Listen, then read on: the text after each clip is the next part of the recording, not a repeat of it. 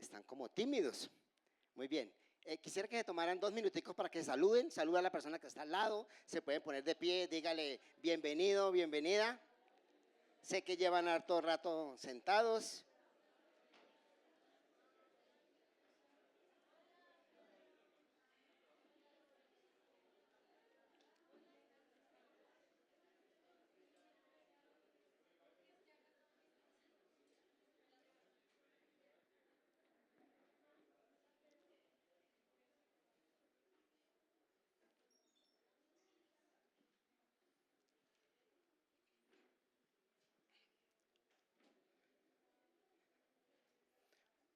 Bueno, son las 11:34.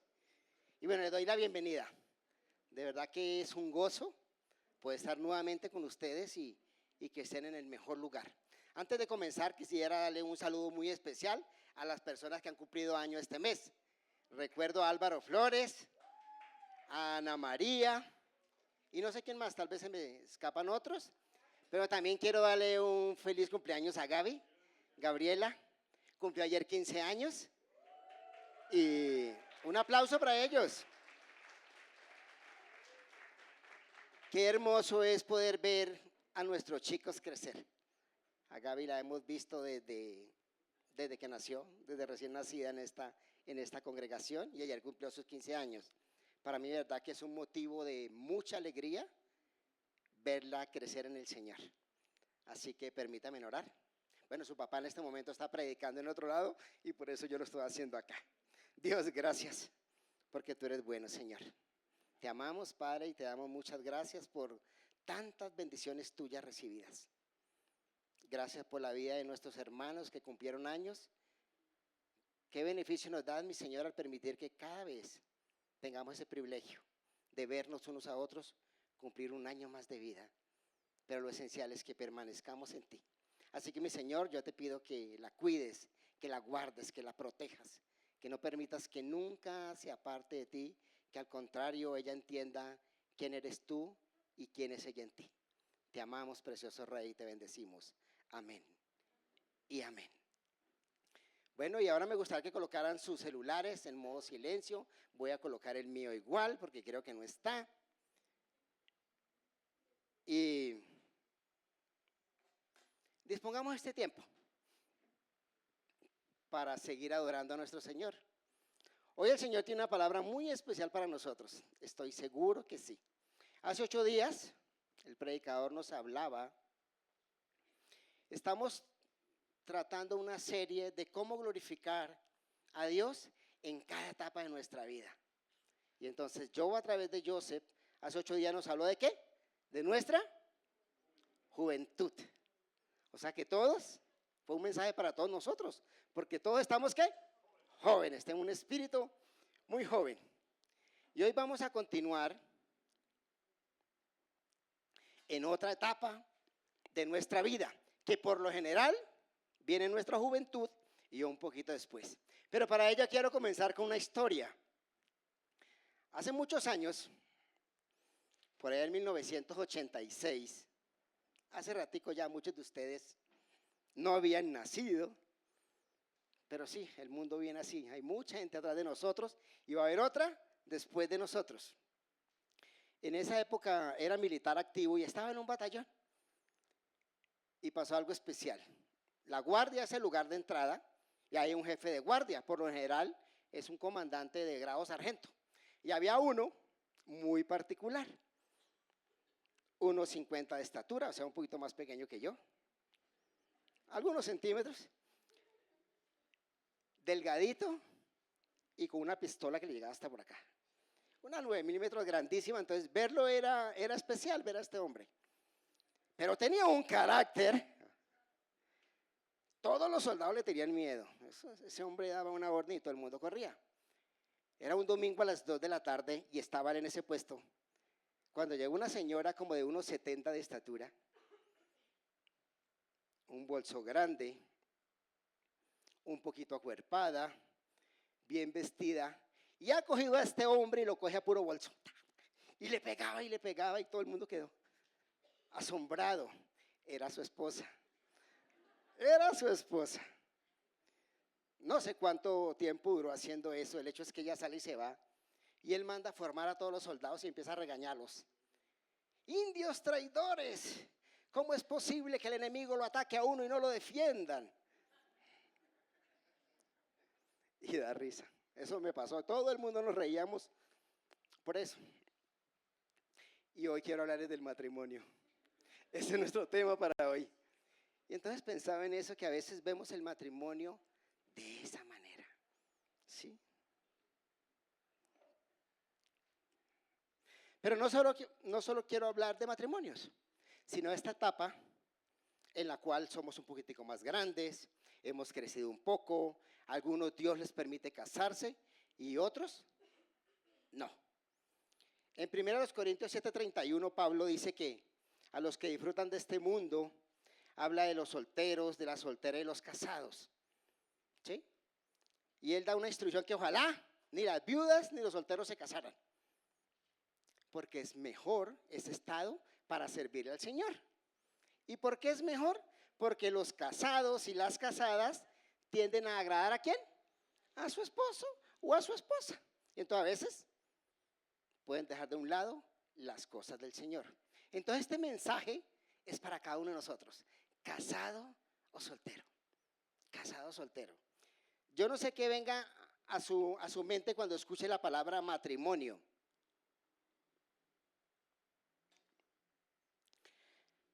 La palabra matrimonio es curiosa y va a lo que dice el Señor. Colocamos por favor la primera diapositiva. La palabra matrimonio como tal, en los inicios de la escritura no la vemos un poco después.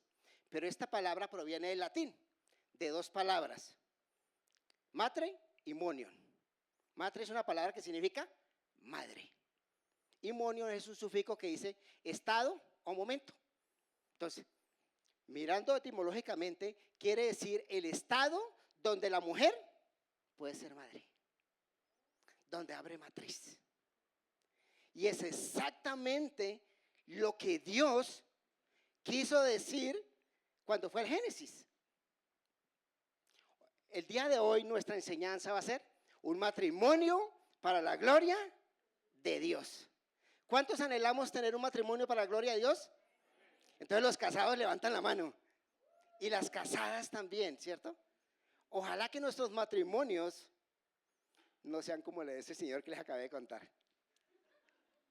Hay un propósito de Dios en el matrimonio. Entonces hoy vamos a hablar de ese estado. Entonces les decía que el matrimonio fue la primera institución que Dios creó. La primera institución. En Génesis, ¿y sabe por qué salió? Cuando Dios hizo toda la creación, vio Dios que era ¿qué? Que era buena, que todo lo que había hecho era bueno. Pero hubo algo que no era bueno. ¿Recuerdan qué fue? No es bueno que el hombre esté solo. Le haré ayuda idónea. Entonces, esa unión inicial que nos aparece en Génesis 2:24, que el Señor dice que no es bueno. ¿Y por qué no es bueno que el hombre esté solo? Complicado, ¿cierto? No, no es complicado. Porque el mandato de Dios había sido sojuzgar la tierra. Pero cuando vio que el hombre no era bueno, él necesitaba a alguien que lo acompañara. Y tal vez Adán miraba para lado y lado y una jirafa, uy, no pega, un camello, qué sé yo.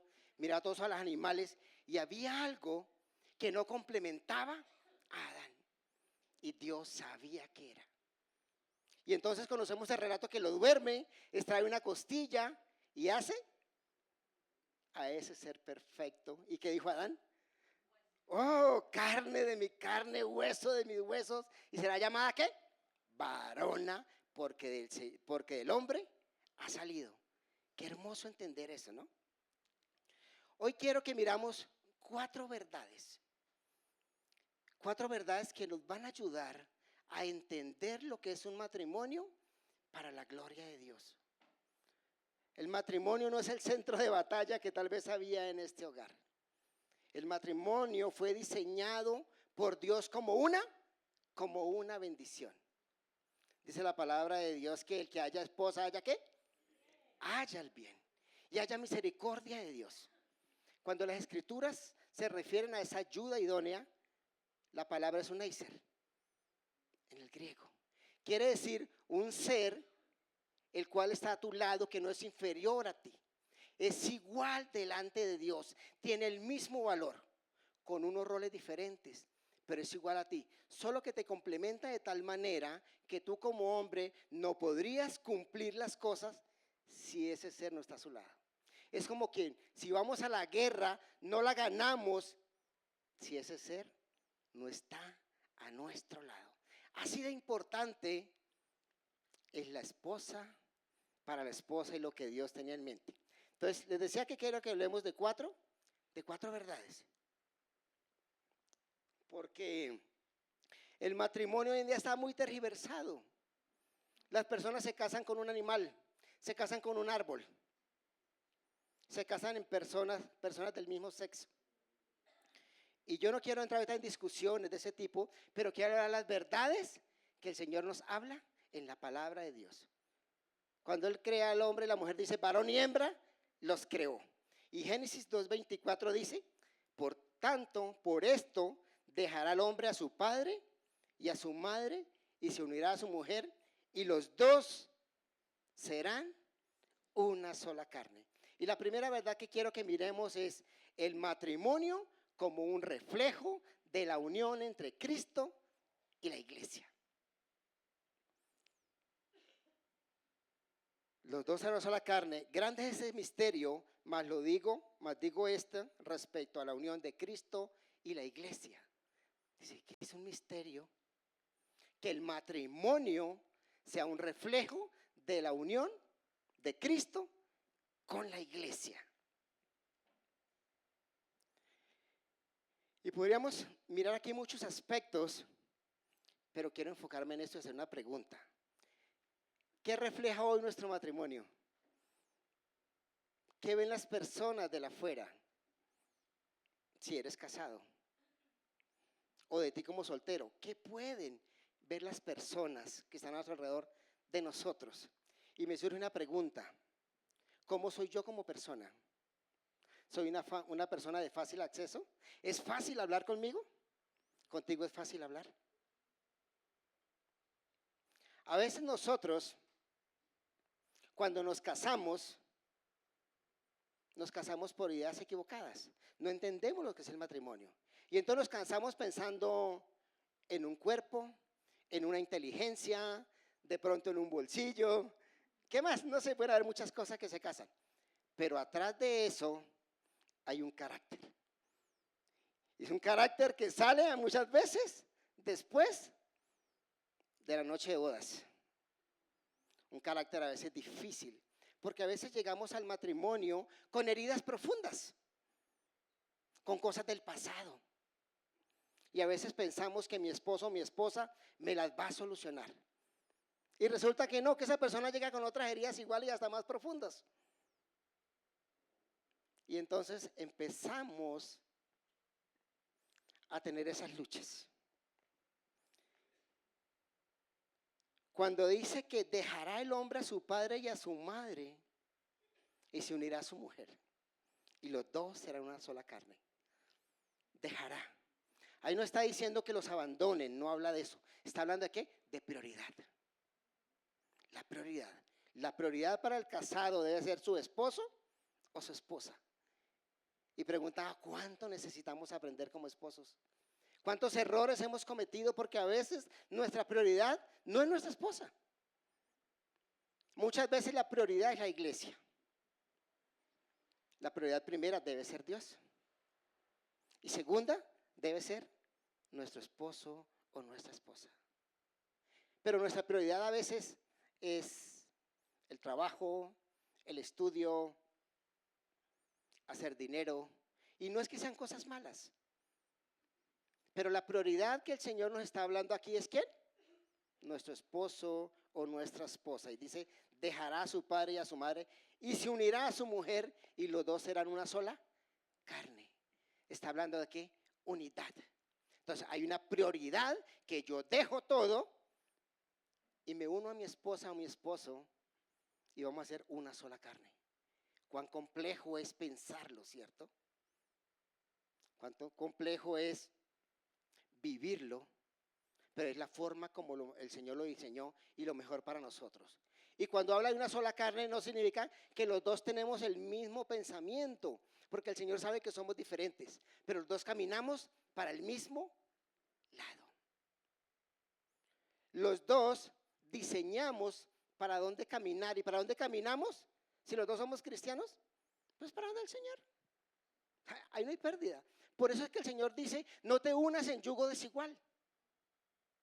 Es un mandato del Señor para ustedes solteros, solteras, para los que se quieren casar. Levanten la mano los que se quieren casar. Gloria a Dios. Gloria a Dios. Ojalá que ese sea el deseo de nuestro Dios. Porque puede ser también que su deseo sea que tú le sirvas solo, para que no te enreden otras cosas, sino que puedas crecer y experimentar lo que es servirle al Señor. Experimentar que en este mundo todo es pasajero. Los 70, 80 años es pasajero, pero es más importante la eternidad. La eternidad que Dios nos ofrece a su lado.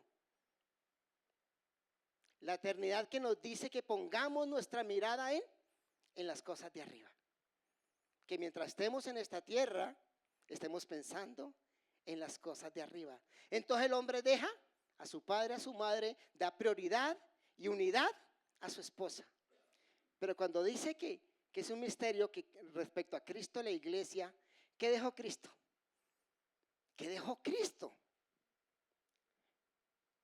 Dejó su gloria, dejó su honra, para siendo Dios, venir a morir por ti y por mí. Y era lo que analizábamos esta mañana. Hemos estado cantando y adorando a un Cristo que hizo todo por nosotros, y ese es el misterio. Que el matrimonio refleja eso, que Cristo dejó todo y vino a rescatar, a salvar a su novia, que somos nosotros, que un día nos vamos a desposar con él. Y lo hizo todo porque quiere presentársela sin mancha y sin arruga. ¿Qué estamos reflejando? ¿Prioridad en nuestro matrimonio? ¿Unidad? ¿Dependencia en el Señor? Son tres cosas que necesitamos ver en nuestro matrimonio. Si estamos teniendo esa prioridad para mi esposa, la unidad con mi esposa, pero al mismo tiempo con Cristo. Y la dependencia que los dos tenemos para Él. La segunda verdad que quiero que miremos.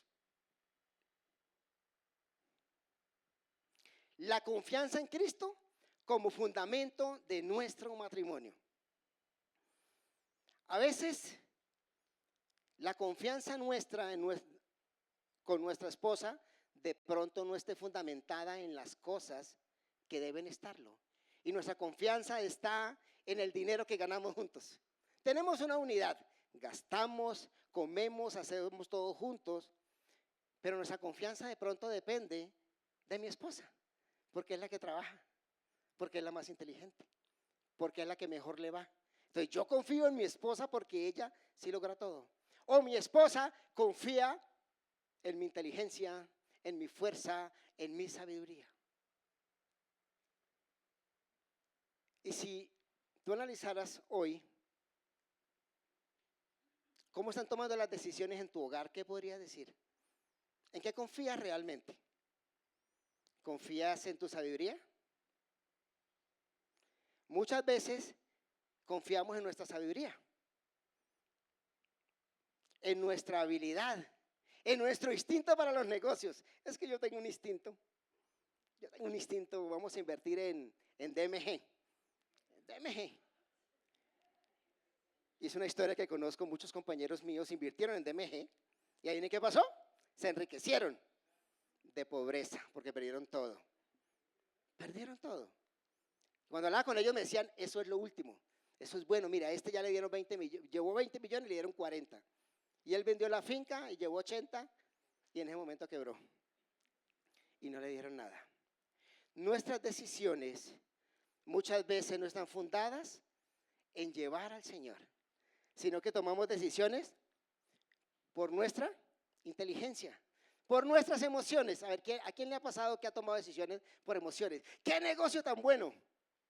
Yo he llegado con unos negocios buenos a mi casa y le digo a mi esposa, este negocio como que está bueno. Me dice, ¿de dónde? Eso no tiene nada de bueno. Y cuando oramos, no tiene nada de bueno. No tenía nada de bueno. Yo no sé si a ustedes les pase, que llega usted como esposo y dice, vamos a romperla, vamos a sacar al estadio. Y llega la esposa, se queda mirándolo y dice, yo no le veo nada bueno. Pero ¿cómo no le va a ver eso bueno? Mira. Y le das explicaciones. Cuando tiene la gentileza de explicarle, porque muchas veces llegas ya con el problema encima. Mija, es que yo pensé que eso era bueno y los ahorros se perdieron. Esas cosas traen mucho desánimo a la esposa. Esas cosas traen tristeza, dolor.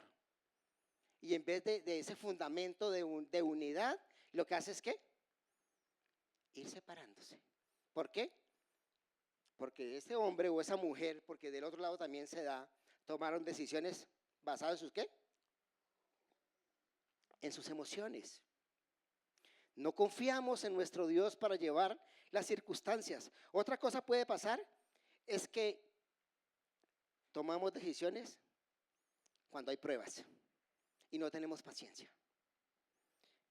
¿Hay pruebas y hay dificultad en los matrimonios? Yo quisiera que un matrimonio levantara la mano y me dijera, en el mío no. En el mío no. Todos los matrimonios pasan por pruebas y por dificultades. Unos más que otras. ¿Y sabe por qué las pasan? Por pecado, por orgullo, por vanagloria. Esas son las razones por las cuales hay más problemas en los matrimonios. Porque nos falta humildad y valentía. Valentía para perdonar, humildad para pedir perdón y dependencia en el Señor.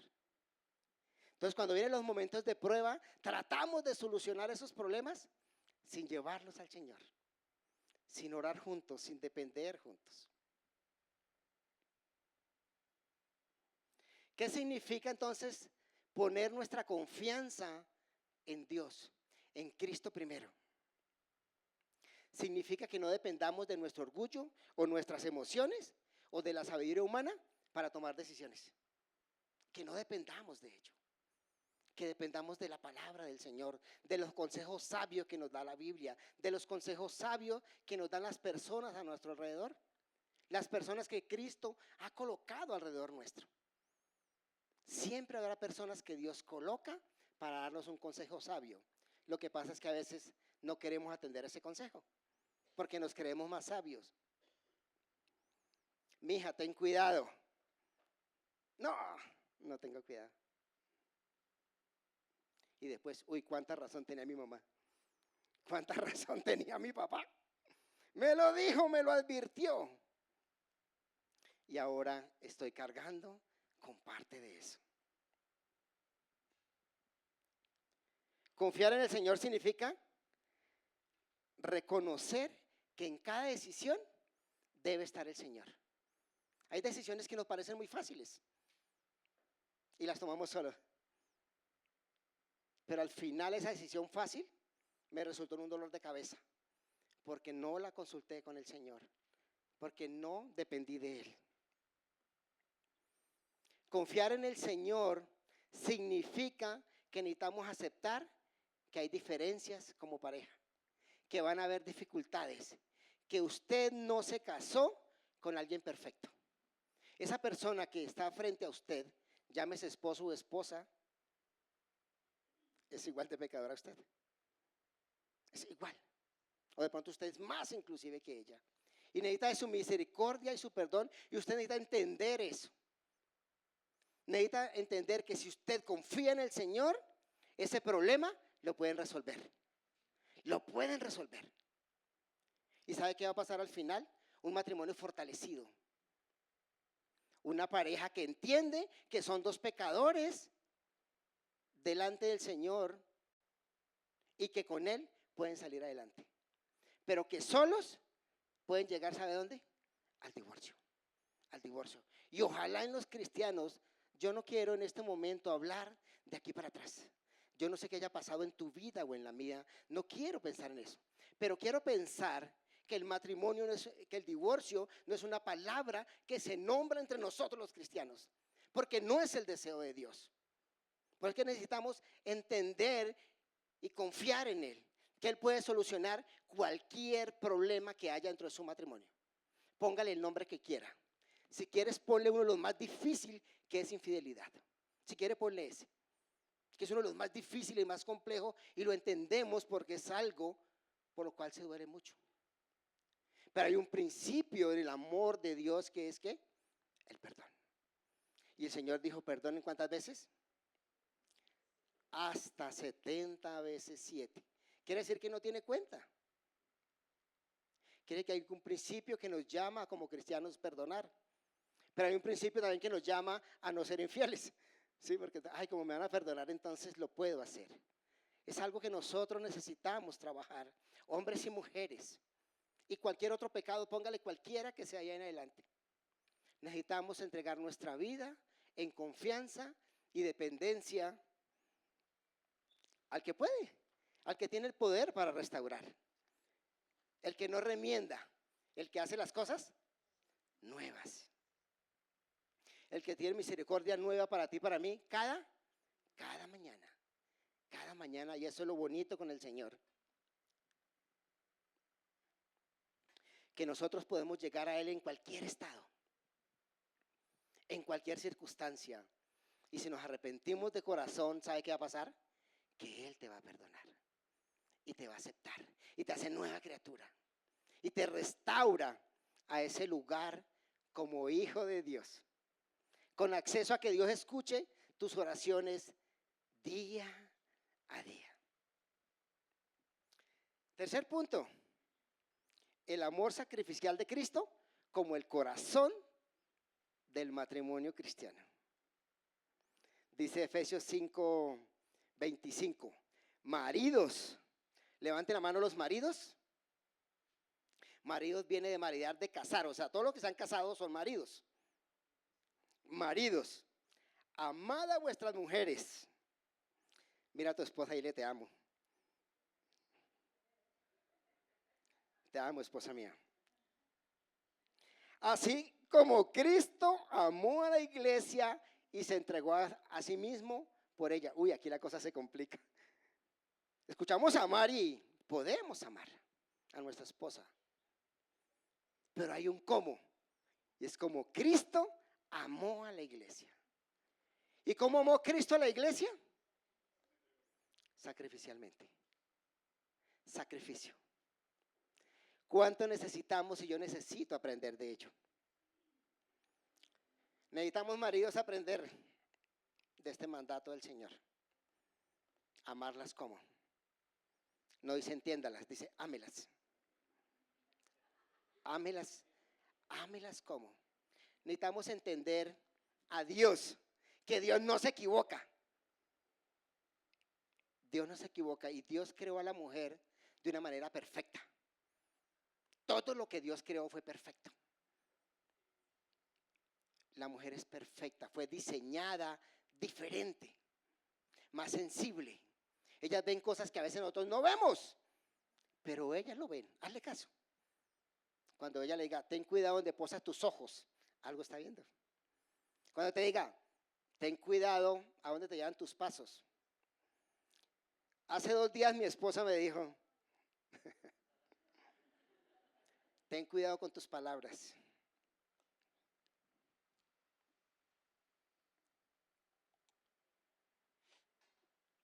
Porque si no, necesitas estar pidiendo perdón a todo momento.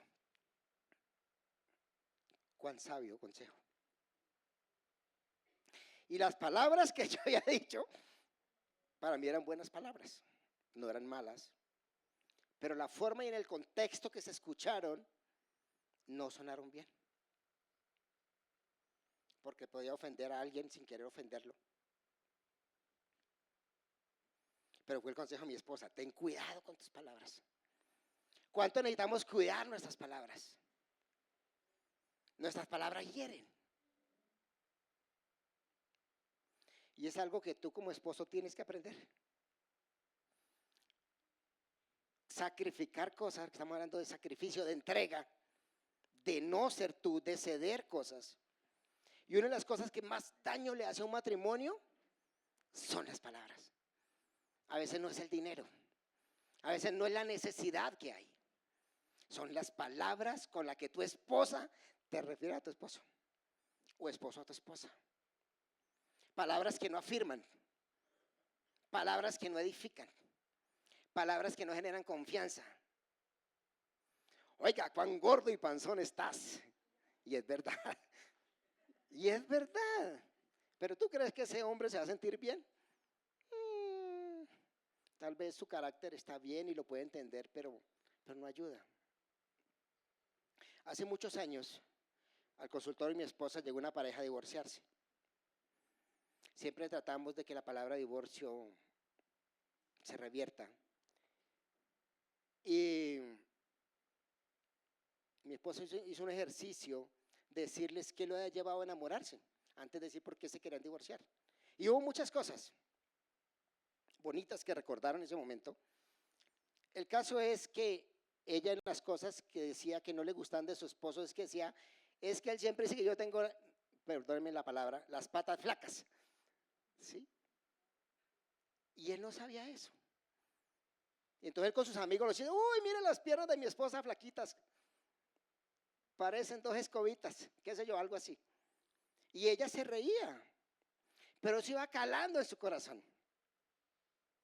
Y él esa vez como que abrió los ojos y dijo, uy, ¿a ti eso te disgustaba? Y ella dijo, sí. Y esas cosas nos hacen meditar en eso, en ese estado del matrimonio. Ese estado perfecto que Dios creó para que venzamos en esta tierra. Que no sea un campo de batalla, que sea un lugar donde refinamos nuestros caracteres, ¿sí? Donde tenemos que depender del Señor. Ese amor sacrificial que Cristo hizo por la iglesia no se basa en lo que recibía. ¿Qué recibe Cristo? ¿Ha puesto a pensar eso? A veces, ¿qué recibe de nosotros? A veces recibe muy poquito. Alabanza un domingo por la mañana y toda la semana nada del Señor. 2 minutos, 5 minutos de un devocional tal vez. ¿Qué sé yo? Yo no sé, estoy hablando aquí cosas. Pero no es tanto lo que Cristo recibe de nosotros. Pero aún así Él lo sabía y así vino y se entregó por ti y se entregó por mí. Una entrega total. La entrega de Cristo para su iglesia fue una entrega total. Ese mismo ejemplo debe tener los esposos y esposas el uno con el otro. Una entrega que no se basa en lo que voy a recibir. Es que yo hago esto si tú haces eso. No, la entrega total y el sacrificio quiere decir que si yo llegué de trabajar a las 8 de la noche después de haber salido a las 3 de la mañana y de pronto mi esposa está indispuesta y está la loza por lavar, ¿qué hay que hacer? Hermano, arremánguese la camisa y lave la loza. O de pronto hay cosas que en el hogar el esposo hace, pero la esposa vio que él está tan cansado que le dice, no, mi hijo, venga, yo hago esto. De eso se trata, el sacrificio. El servicio mutuo, se trata de ayudarnos el uno al otro. El uno al otro. Entendiendo nuestras capacidades y entendiendo nuestras limitaciones.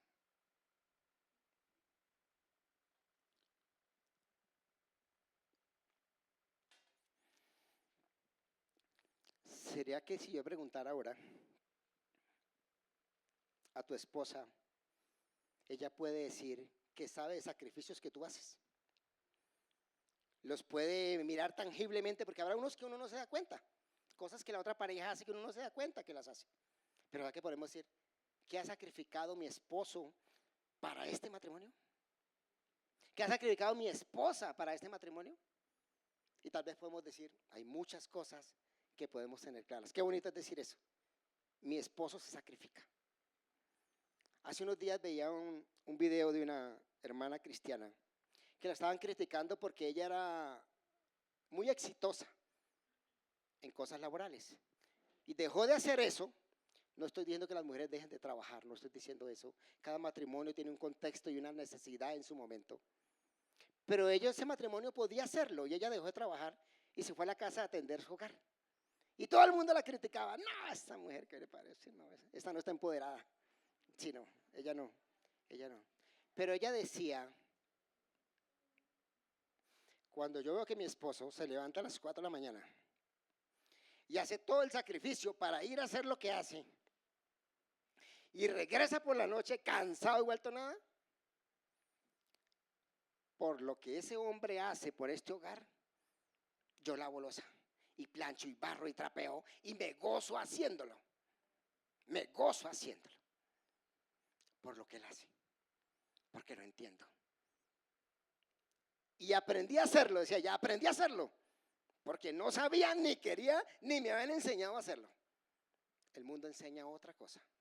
Pero ella había entendido lo que es ese estado del matrimonio, en el cual Dios quiere que vivamos. Amar, hermanos, sacrificialmente, a veces no nos gusta. Porque el amor a veces lo malinterpretamos. Amo si me dan. O como de pronto el amor eros se acabó, entonces ya ese amor se apagó. Amar es una decisión y necesitamos entenderlo todos los días. Todos los días. Y entonces cuando yo amo sacrificialmente, no permito que la llama del amor se apague. Y entonces trabajo en ello. Trabajo alimentando el amor. Trabajo diciéndole cosas bonitas a mi esposa o cosas bonitas a mi esposo. Trabajo en esas cosas que le agradan. Dice la palabra de Dios que Cristo dio todo eso para santificar a su esposa y presentársela a sí mismo sin mancha y sin arruga. Oiga, ¿cómo quieres presentarte a tu esposa? ¿Cómo quieres presentarte tú a tu esposo? ¿Cómo quieres tenerlo? ¿Cuántas veces oras por tu esposa? ¿Cuántas veces oras por tu esposo? Intencionalmente. Y tal vez de rodillas delante del Señor. Hay gente que nunca se arrodilla y dice, yo tengo el corazón arrodillado. No sé. No hace falta a veces colocar nuestras rodillas en el piso. Y en dependencia decirle, Señor, yo quiero esto. Pero muchas oraciones, Señor, cambia a mi esposo. Esa es una oración que muchas veces sí se hace. Pero la intención, hermanos, es que sacrificialmente podamos entender cómo amar a nuestra esposa y tener mejores matrimonios.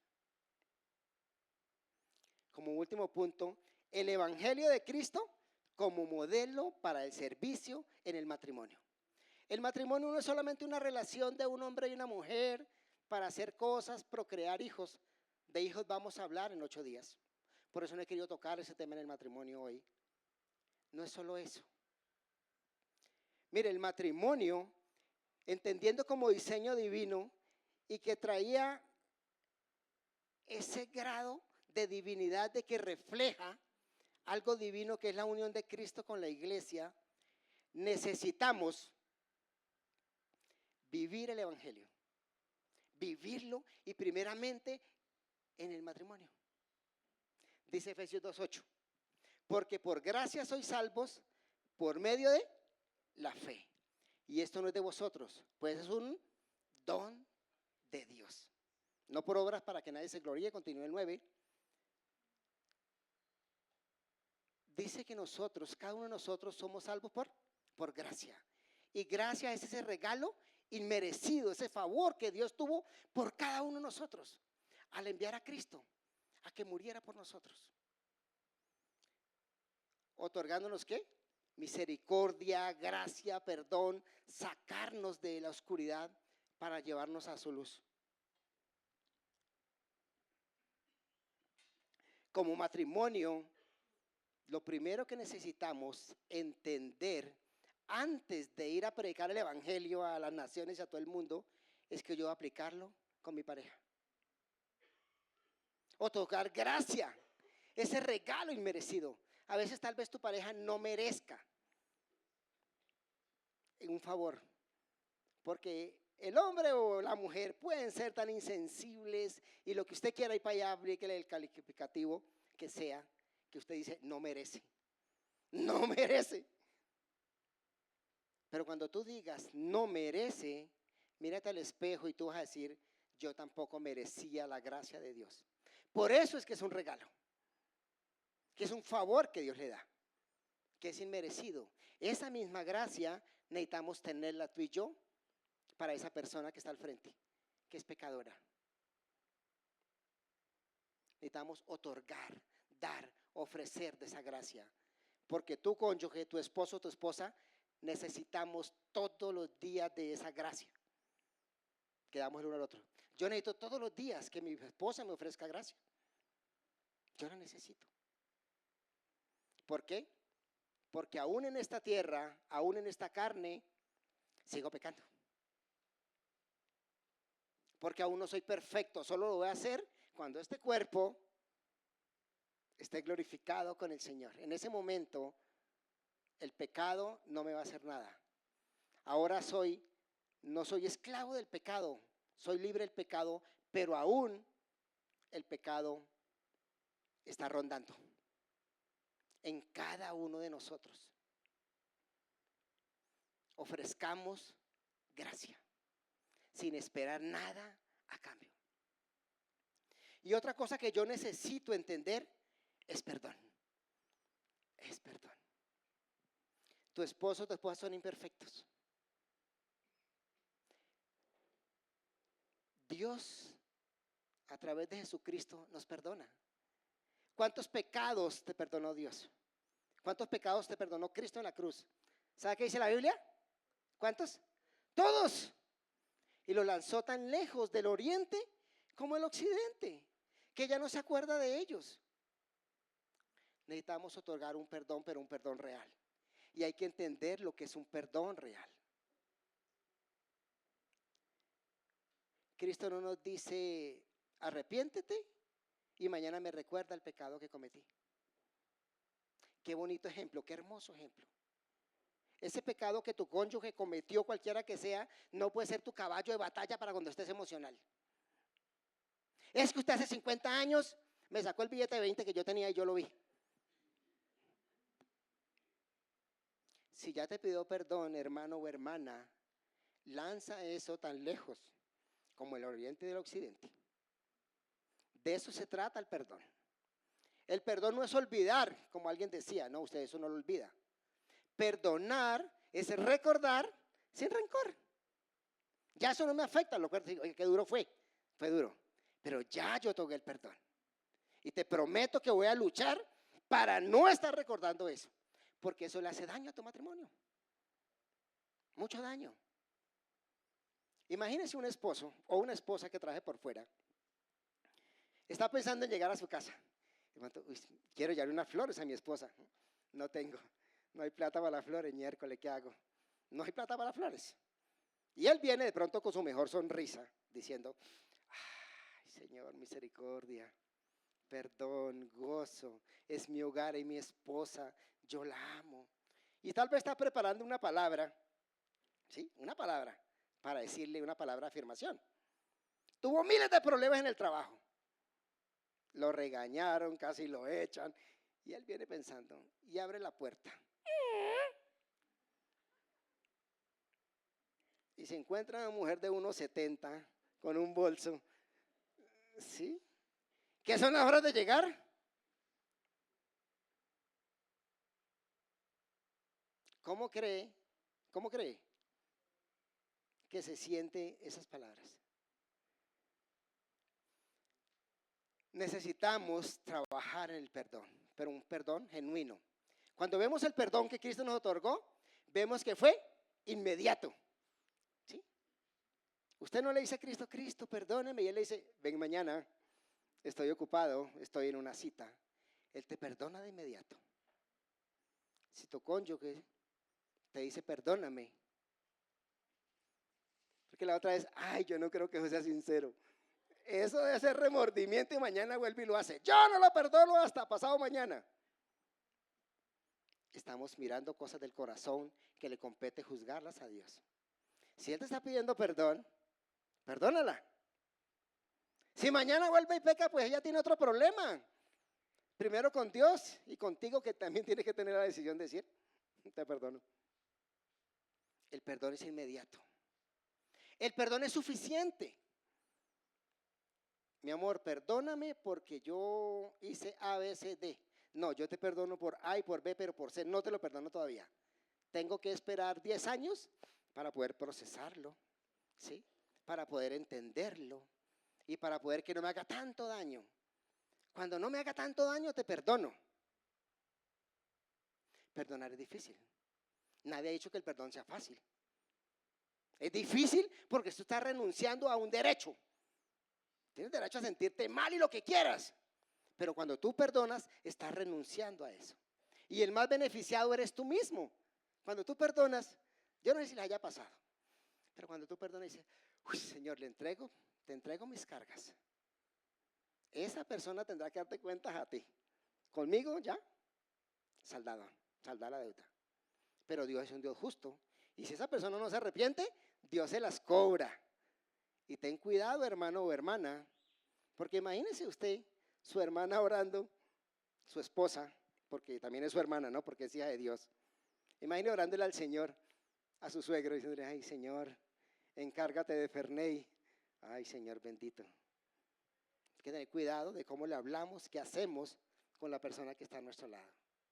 El perdón entonces es inmediato, es suficiente. Y la tercera cualidad, con buena actitud.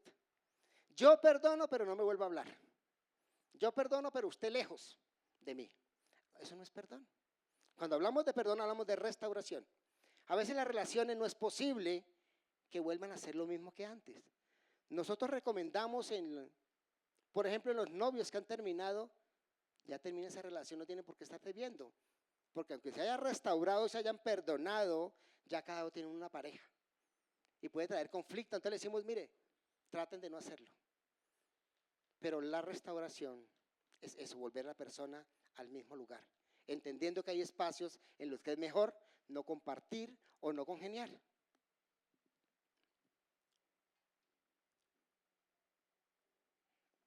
Para terminar, hermanos, el Señor nos manda a que tengamos unidad como matrimonios, a que haya prioridad, a que haya dependencia del Señor, dependencia en cada aspecto de nuestra vida, cuando tomamos decisiones, cuando hacemos un negocio, cuando vamos a hablar con alguien, en todos los aspectos de nuestra vida. Entendamos que el matrimonio fue diseñado por Dios como algo precioso, como un regalo hermoso. Lo que pasa es que el hombre ha tergiversado lo que es el matrimonio y lo ha vuelto un campo de batalla donde cada uno lucha por sus derechos. Que el Señor nos ayude a tener más y mejores matrimonios. Y que ustedes que aún no se han casado puedan llevar ese enfoque en mente. Matrimonios para la gloria de Dios. Y que aquellos que estamos viviendo este precioso momento, aprendamos a valorarlo. Aprendamos a entender y a vivirlo de acuerdo al diseño del Señor. Hermanos, que el Señor les bendiga. Oremos. Señor, damos gracias por tu amor y misericordia, por tu cuidado, por tu compasión, por tu perdón, Señor. Gracias por cada uno de quienes estamos aquí. Yo te ruego, mi Rey precioso, que cada uno en la circunstancia que nos encontremos, anhelemos glorificar tu nombre. Que nuestra vida la rendamos a ti, la rendamos en dependencia y en obediencia. Cuida a mis hermanos, Dios. Y aquellas personas que aún no te conocen, mi Dios santo, yo te pido que puedan aceptar su condición de pecadores, de arrepentirse de los pecados y aceptarte a ti, Cristo, como Señor y Salvador. Que tengan la seguridad que pase lo que pase en esta tierra, todo esto es pasajero, pero que un día estaremos contigo. Te alabamos, Padre eterno, y te bendecimos. Amén y amén. Hermanos, Dios les bendiga, que tengan una buena tarde. Quisiera saber si hay personas nuevas.